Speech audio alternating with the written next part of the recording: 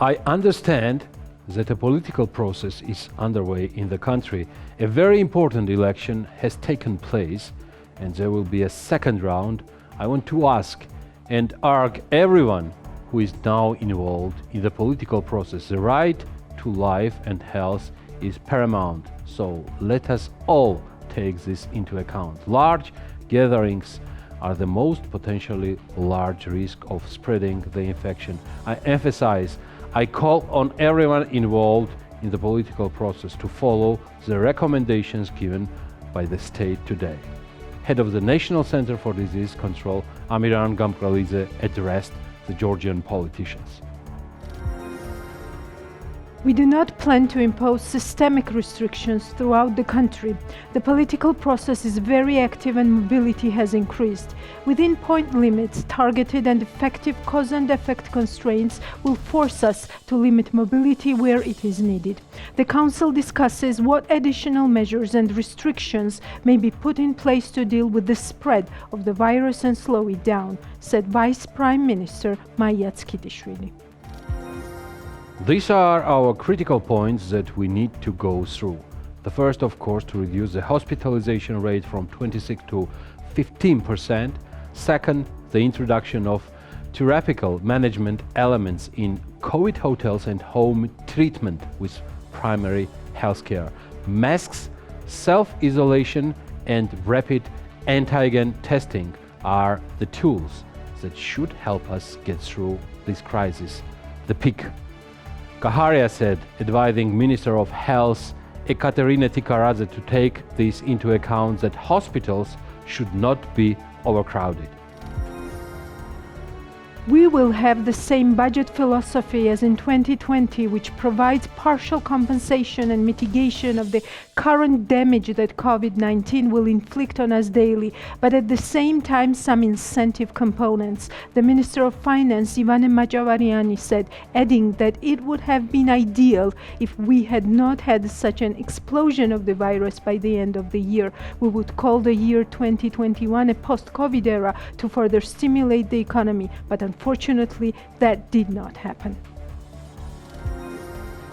Of course, the political activity that is taking place in the streets will greatly accelerate the arrival of the peak with us. The situation will be more difficult than we expected because the mobility caused by street rallies is certainly directly related to the rapid increase in infection. Therefore, it is necessary to mobilize absolutely all ministries and relevant agencies fully. Also, of course, we do not change the strategy of adaptation. However, in parallel with adaptation, we have to think very effectively about what might be a package of targeted constraints that would be even more effective. We're not talking about systemic restrictions across the country, but targeted restrictions. Prime Minister Georgi Kaharia stated. After the election weekend in Georgia, yield on sovereign Eurobond widened by 38.3 BPs to 2.92% on Monday, with the bond trading at 101.7 of par.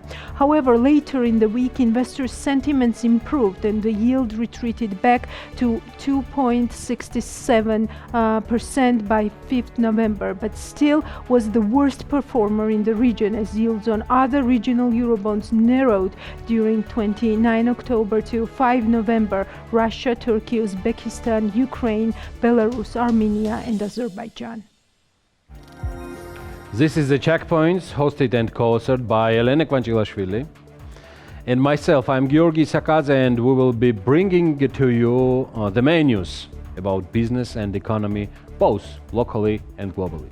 Yes, this is Sunday, 10 p.m. and you're watching the only English language program online in Georgian, focusing on business and economy and joining voices of different actors that have an impact on our present and future day.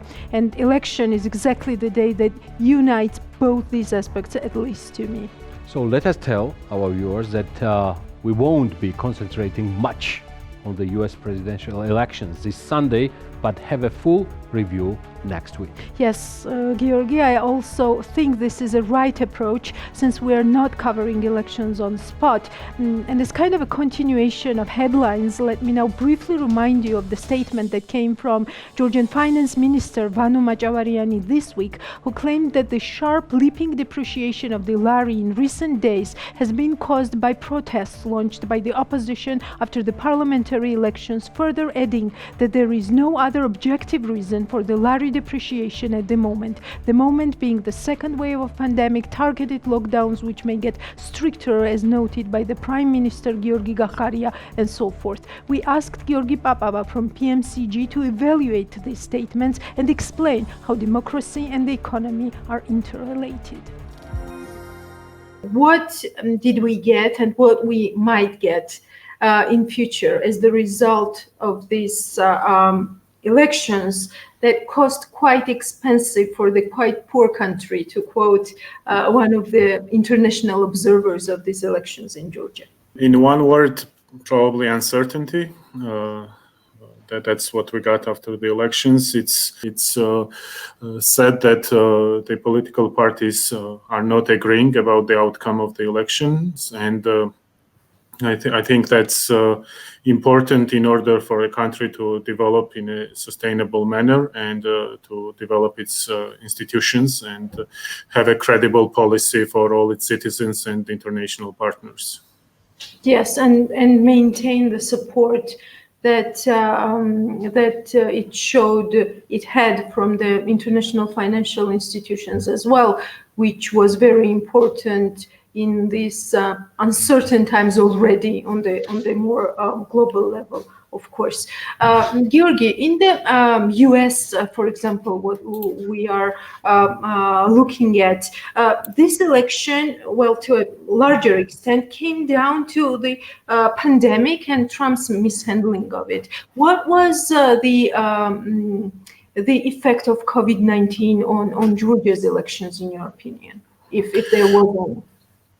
Yeah, one fact that we have to notice both for US elections and to some extent in Georgian elections as well, that if some of us thought that maybe because of COVID people will not go to the polling stations and will not actively participate, I don't think that happened to big extent. Of course, there are some groups of people who were affected by self-isolation and being in the hospitals, etc., who probably had hard time to vote, both in Georgia and in US. But I don't think the extent of such effect was huge.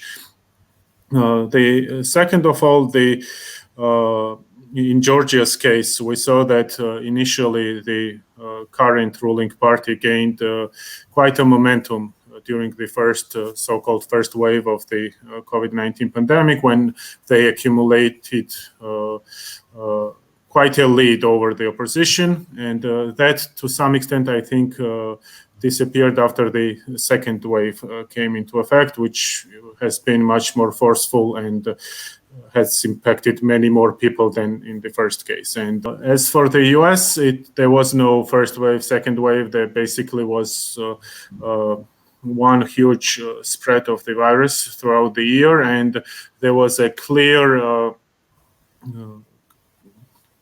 debate whether Trump was handling it correctly or not. In case of Georgia, initially, the critique the government was receiving was, why are we locking down? But then, after opening up the economy, now the critique shifted in terms of healthcare management.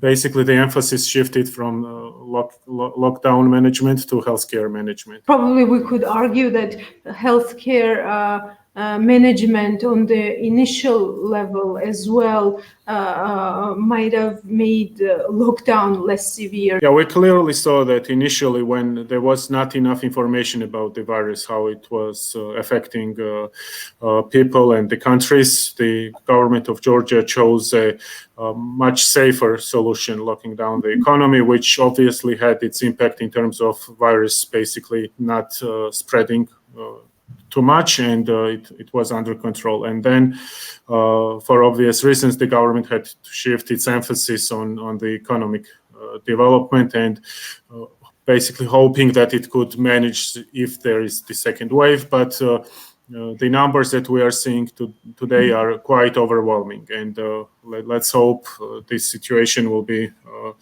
managed efficiently and we will not have further damage to the lives of Georgians as well as the economy. Yes, even though we hear from every level of the government at this point that no major full lockdowns are underway today, we heard from the Prime Minister of Georgia, also the Vice Prime Minister of Georgia, that the main thing now is to reduce mobility, to slow down the spread of the virus, and these targeted measures might become even stricter. Two questions. Do you think this is a wise policy considering the bigger context which we are in right now? And the second, can Georgia's economy handle economic pandemic, so to say? From the very beginning, starting in March, I think the emphasis should have been on the healthcare and managing the virus, because unfortunately our healthcare system is not well developed in order to handle big spread in the virus cases and explosion in the pandemic. So therefore, yes, we will lose some economic opportunities during the lockdown, but I don't think that's comparable to the lives lost that could be at risk if these numbers that we have today continue. And we have to always keep in mind that going from 10 to 1,000 may take a week, and then going from 2,000 that we have today, like doubling these numbers, is not too hard with the way this virus is spreading, right? So therefore, I don't think Georgia has the luxury not to introduce additional control measures in order to keep the spread of the virus in check, because if it spreads, then we may have to introduce much severe lockdowns, and in that case, the economy will be damaged even more than it's damaged today. The elections played some role in the spread, because pre-elections, it's kind of difficult to introduce new measures, to introduce new regulations, because you want. So there are political consideration as well, freedom of speech, etc., and therefore it's a different story. Now, as elections are passed, even though its outcome is not unanimously accepted by all parties, obviously, in Georgia, and that's a pity. But for the next couple months, I think we should expect some additional measures in order to contain the virus. I understand your point. And Larry also. Larry, and we see all these entire records of the exchange rates against dollar, against euro.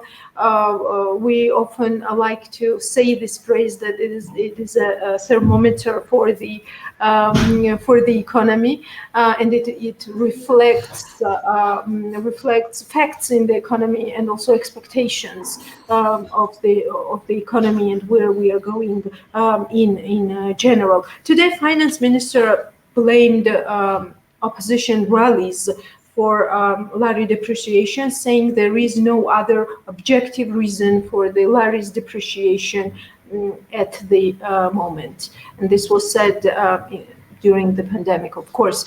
What is your take on that? And where is lari leading us while talking about economy recovery and also the challenges that we all have during the targeted lockdowns, so to say? First of all, I want to be very clear on this. There is an expectation in the society and in the market players that before the elections, lari will not depreciate.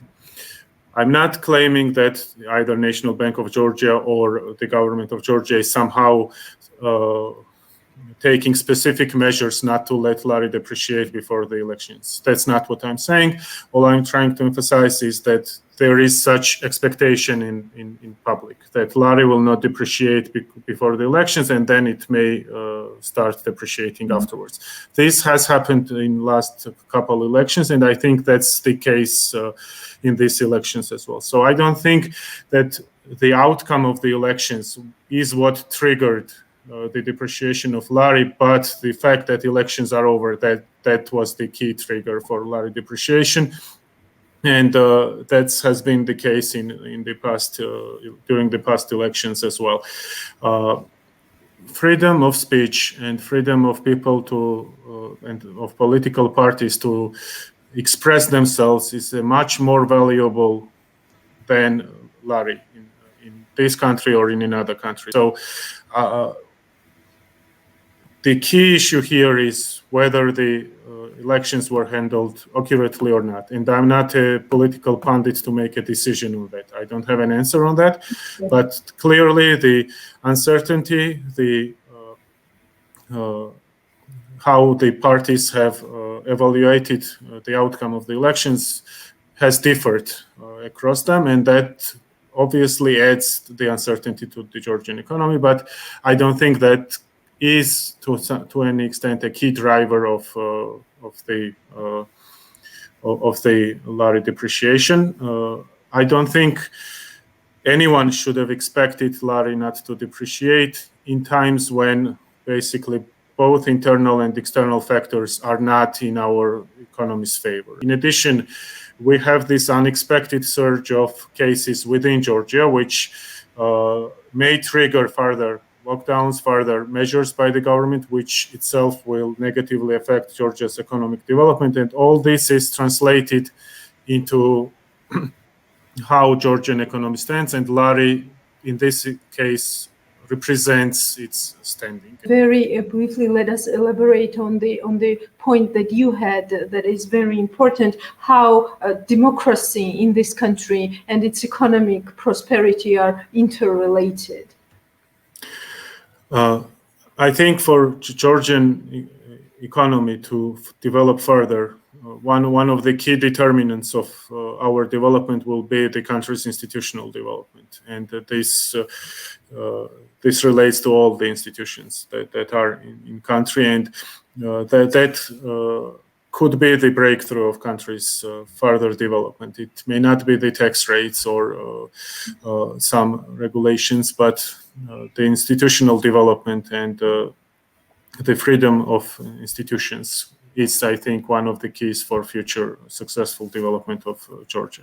Yes, and just my million-dollar question, so to say, at the end of our conversation, where is the way out?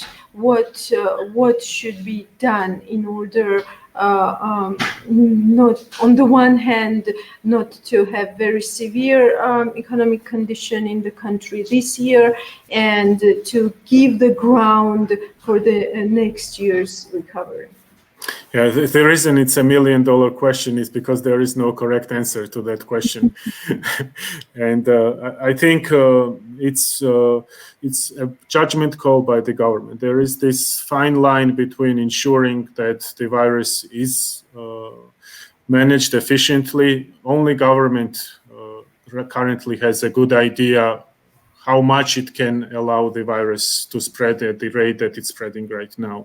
What's the capacity in the healthcare system, etc. And then there is the trade-off of opening economy, which I don't have the answer how it should be handled. It's clear that all of us should also take the responsibility, be as careful as possible, and at the same time, government should do everything that's not a very strict lockdown, but all the awareness campaigns or all the minor regulations, which, for example, will incentivize people to wear masks everywhere, not to interact with each other too much, work from home, study from home, not help spreading the virus, but on the opposite, we are the drivers of its decreasing its spread. Yes, thank you. Uncertainty is the right word for the current situation in streets. I would agree with Georgi Popova on that. By the way, Vice Prime Minister Mayatzkitishvili also said that the main indicator of the sharp decline in the exchange rate is the country's current political process.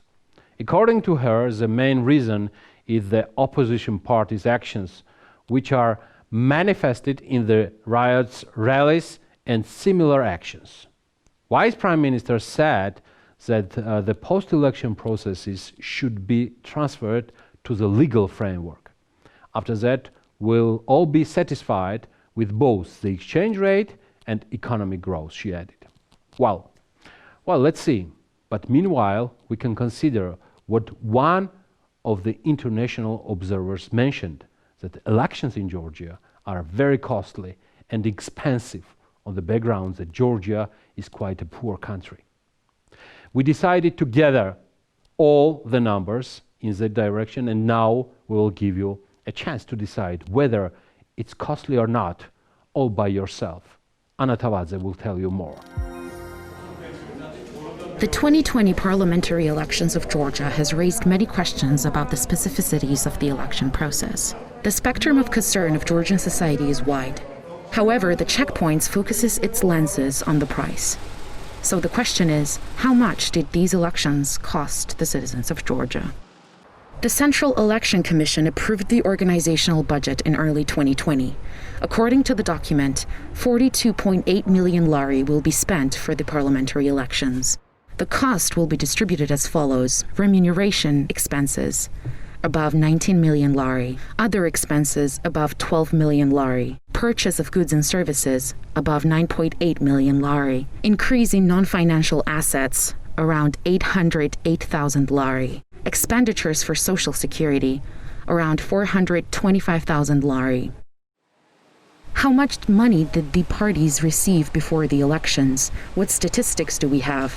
Preliminary election results are known, as are donations made to the specific political parties. According to the current public information, during 2020, more than 17 million lari was donated to Georgian Dream, which amounts to 48% of the total political donations. This year, as in other elections, business groups related to public procurement were particularly active among the ruling party's donors. According to a report published by Transparency International Georgia, businesses directly affiliated with Georgian Dream donors won 47 million lari worth of tenders from January to September.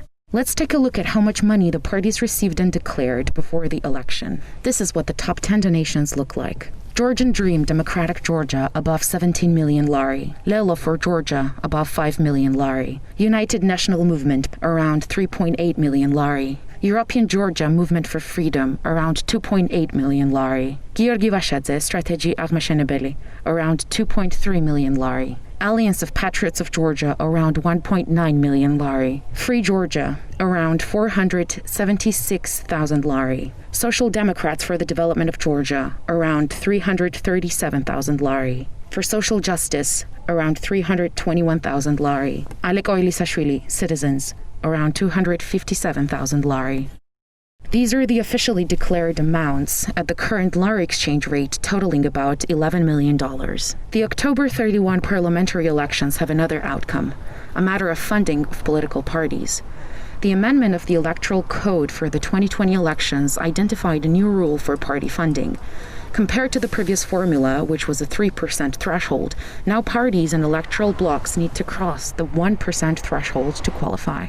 According to the new formula, the annual funding to be transferred to the party is 15 lari for each of the first 50,000 votes cast, and 5 lari for each vote received after.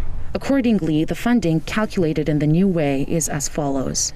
Georgian Dream Democratic Georgia around 4.9 million lari. United National Movement around 2.9 million lari. Bakradze Ugulawa Bokeria European Georgia Movement for Freedom around 843,000 lari. Lelo Mamuka Khazaradze around 789,000 lari. David Tarkhan Mouravi Irma Inashvili Alliance of Patriots of Georgia around 788,000 lari. Georgi Vashadze Strategy Agmashenebeli around 785,000 lari. Girchi, around 767,000 lari. Alek Oilisashvili, Citizens, around 364,000 lari. Shalva Natelashvili, Georgian Labour Party, around 271,000 lari. For reference, this is taxpayers' money, at the expense of which the parties will receive these funds not once, but annually. Therefore, what this type of investment of taxpayers' money into political parties will bring in terms of economic advancement and prosperity will be determined in the future. Austrian embassy was among the observers of Georgia's parliamentary elections 2020, so we asked Ambassador Thomas Muehlmann to give his impressions of the process, and we did not forget, of course, the focus on business, investments, and challenges and opportunities that interest both countries in each other. Tamta Jijawadze talked to Ambassador Muehlmann, who had accepted the position just 2 months ago. Thank you, first of all, Mr. Ambassador, for inviting us here and for your time and this opportunity. I would like to ask about the election, because this is the latest event in Georgia. How would you assess generally the election process itself and also the results we have? Well, you're asking a very topical question. I mean, I would rally behind the assessment done by the ODIHR election observation mission. This is for us the gold standard of election observation. Unfortunately, they were not able to send short-term observers because of the pandemic and difficulties in traveling. But nevertheless, they were here with a limited election observation mission. They issued a preliminary report. There will be a final report coming out in a couple of weeks, and it contains quite a number of substantial recommendations. They were declaring the elections as competitive and in general reflecting fundamental freedoms, but they came out with substantial and a number of recommendations that need to be addressed between now and the second round, as well as then afterwards in terms of improving the electoral framework. Okay, so you took the office of ambassador like 2 months ago, yeah. So what are your plans here? Well, I mean, let me start by saying that I have a very good basis to work on.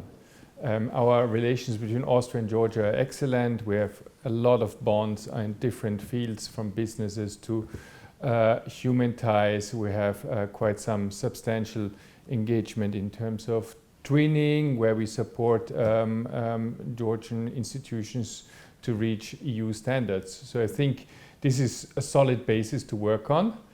Unfortunately, the pandemic made cooperation quite difficult these times. So I think one of my priorities will be to re-establish what has existed before and strengthen these ties.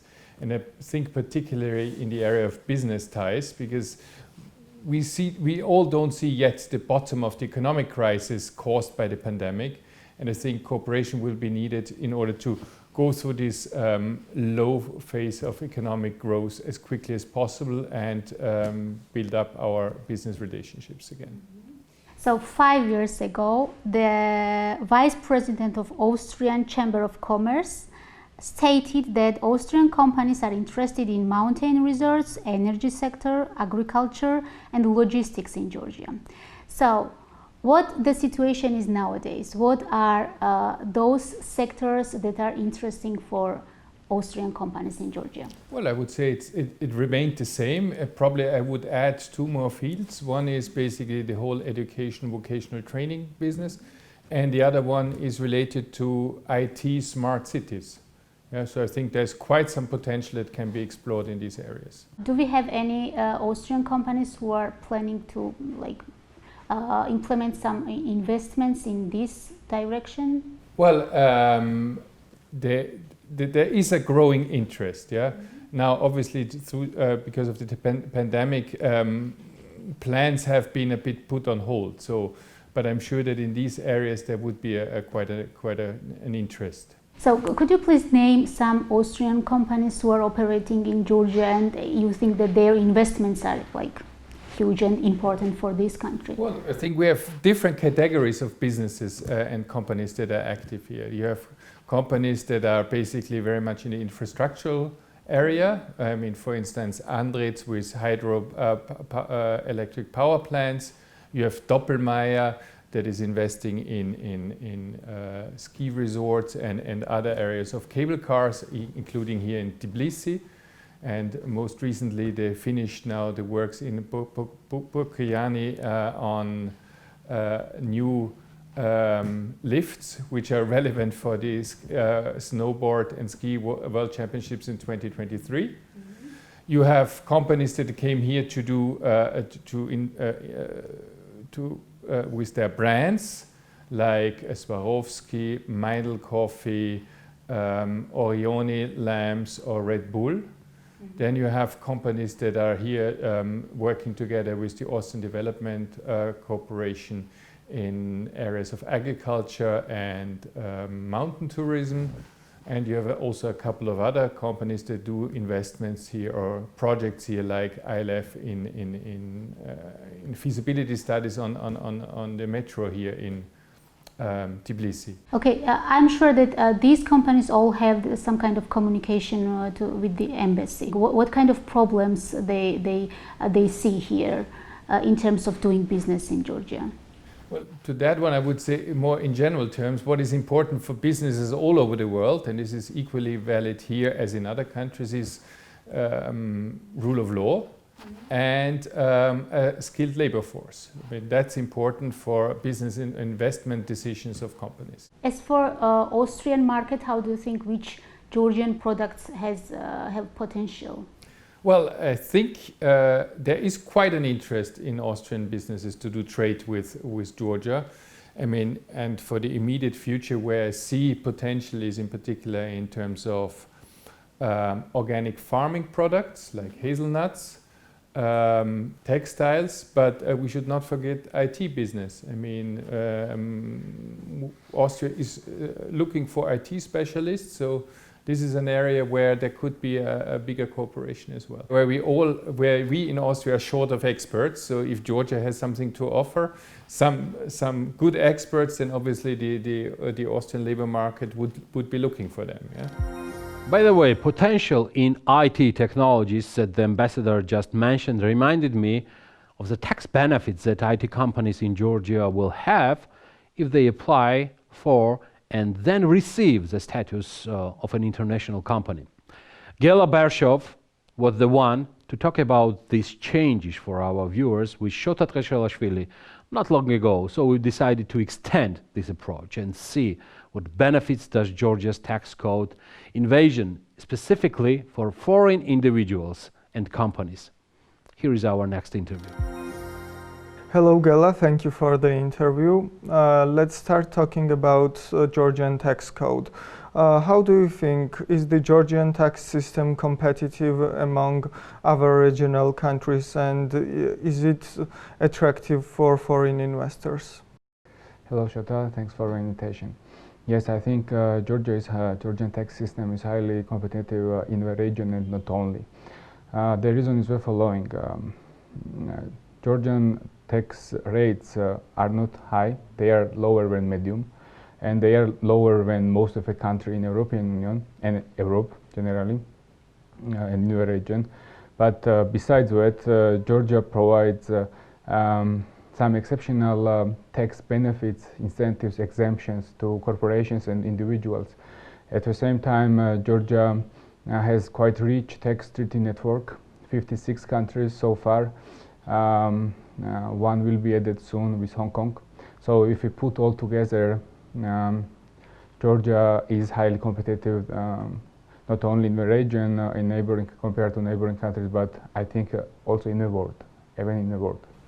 And which tax incentives and benefits are offered by Georgian government, and do we see any new changes, for example, in VAT or in different taxes as well? I will start from corporate income tax. Georgia has a special system of corporate income tax, which is so-called the Estonian model, which means that corporate income tax is not payable annual basis, but only after distribution of dividends. For example, if a Georgian company has a profit in a fiscal year of 2020, they will not pay corporate income tax until they distribute profit dividends to the shareholder. So if I keep money in the company, they don't pay nothing, or even if they reinvest, if they decide to reinvest the profit, for example, buy new equipment or start new direction of a business, they don't pay any corporate income tax on when they reinvested profit. So for some companies, it might be even equal to tax exemption. Also, we have 3 industrial zones which offer zero taxation of corporate income tax and other tax benefits. We have virtual zone persons for IT companies providing IT services from Georgia to abroad. They are also exempted from corporate income tax. We have newly introduced provision of international company status, which is applicable for IT and shipping companies. They enjoy low taxation, 5% corporate income tax instead of 15%. 5% wage tax instead of 20%, 0% dividend tax instead of 5%, and 0% property tax on many assets instead of up to 1%. So, which is also very beneficial for the companies in those fields. Plus, international companies can decrease the base of corporate income tax with expenses of salaries paid to resident persons and R&D expenses. So at the end of the day, they might not have any obligation of corporate income tax, only 5% wage. In addition, we have special trade companies. Those are companies involved in re-exporting business, and they are exempted from corporate income tax on the profit received from re-exporting goods from Georgia. Providing crypto is exempted from VAT. This is regulated also from Georgian tax code from 2021. Until now, it is regulated by decree of a Minister of Finance. We have from 2021 we have a new Georgian VAT rule, which is very similar to European Union rule, and it exempts most of so-called service export. Which tax incentives and benefits can be enjoyed by the individuals in Georgia? I will start from individuals with status of small business. Individual entrepreneurs who will be qualified as a small business, they can enjoy as low taxation as 1%. The main precondition is that annual income should be up to $500,000 Georgian lari, which is about 160,000 USD, and the 1% taxation is not qualified. Not every activity is qualified under 1% taxation. In addition, 5% personal income tax applies on selling or renting residential properties.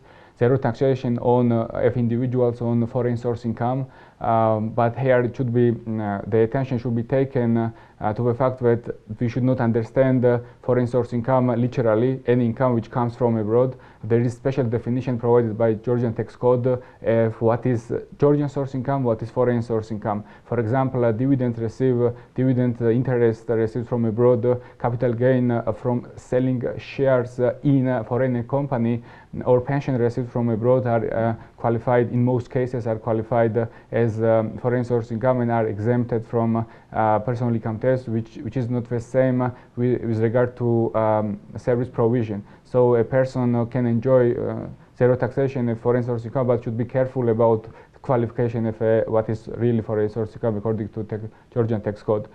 Plus, Georgian resident individuals are exempted from capital gain from reselling their apartments if they own more than 2 years, or reselling any other assets if they own more than 2 years and they don't use in economic activities.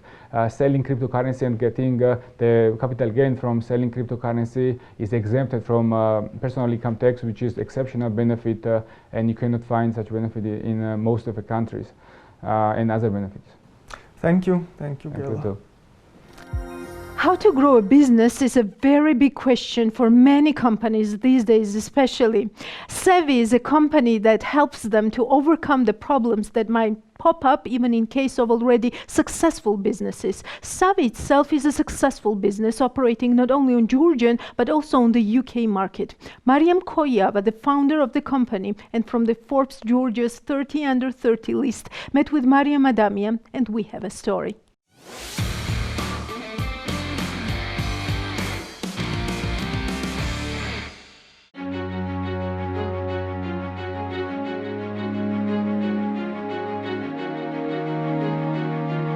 Savvy is the business consulting company operating in Tbilisi. We started our business in 2015, so we count nearly 5 years being actively operating in Georgia. So the founding partners of Savvy, we all had the same goal to bring positive changes to our country. Despite the fact that we were quite young when we entered consulting business, we truly believe that we have quite significant success stories in the Georgian market. And currently we offer different consulting services in Georgia, such as business development, fundraising, different innovative services, as well as business plan, feasibility studies, and research. So before pandemic, we were growing at a yearly rate more than 100%, which is very good rate of growth compared to the Georgian market. Why I say the Georgian market? Because it's relatively small and the awareness of business consulting services is relatively low within Georgian companies. Also, mostly our services are related to, we call them vitamins. So it means if you take it as a preventive measures, you are going to be definitely strong at the end. I want just to bring an example regarding the one consulting service we offer. It's called business development. And with this service, we also break the stereotype on the Georgian market, which is associated with consultants. And the stereotype is that the consultants come, they say something, and they don't help with implementation. Or the thing that they say is not practicable or is not working in the, for example, Georgian reality.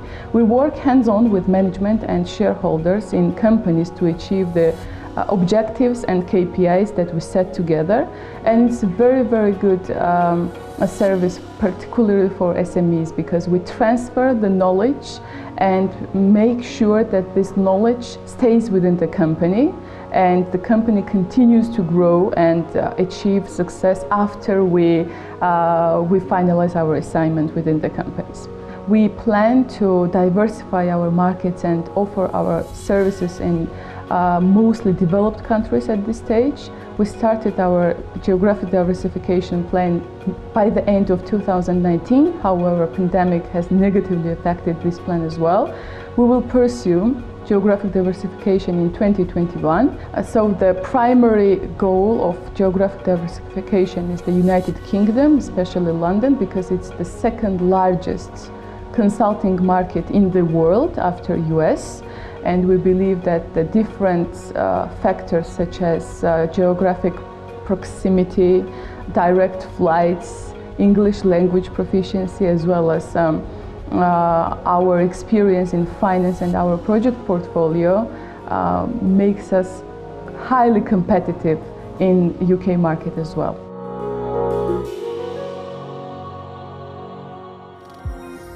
And we hope that the next business will be showcasing if the checkpoints becomes very successful.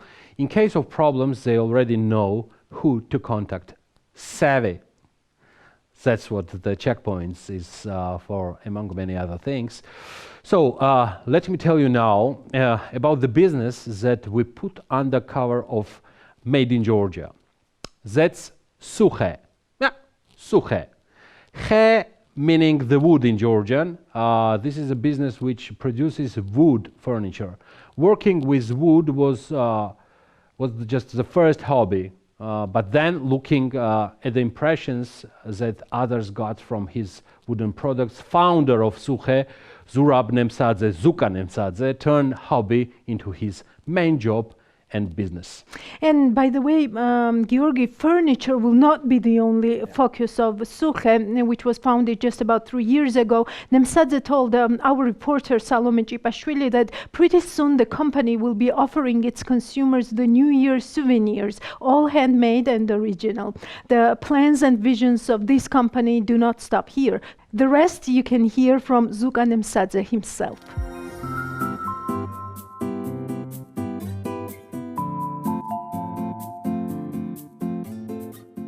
The idea came about 3 years ago. I was always trying to make things out of wood, but only for the house. My wife and friends liked some of the stuff I made, so we decided to turn it into a business. We wanted the name to be Georgian, easy to remember, close to the topic, short, specific, understandable, and simple. So we came up with Suche. Today, we have a showroom and a lot of satisfied customers. We did not start by investing large sums. We made an initial investment of about 10,000 lari. Kitchen themes, living room themes, tables, chairs, various accessories, shelves, and other products are made with wood and metal constructions. Customers can choose any shape and design they want. As for the prices, different goods have different prices. The cost of the table, for example, ranges from 1,000 lari to 2,500 lari. We use 90% of the precious material, precious wood like oak and walnut. As for the terms and delivery, the item goes right to the customer and the delivery is free anywhere in Tbilisi. The orders are delivered within a maximum of 10 days. Now we are completely switched to painting the products. We have some plans for the new items. For instance, we have already started working on New Year's accessories. We also have various accessories made by Keti Natslishvili in our showroom. So this is all for now. Follow us on BMG and Forbes and stay informed. We'll see you next Sunday at 10 p.m. Till then, see you soon. See you.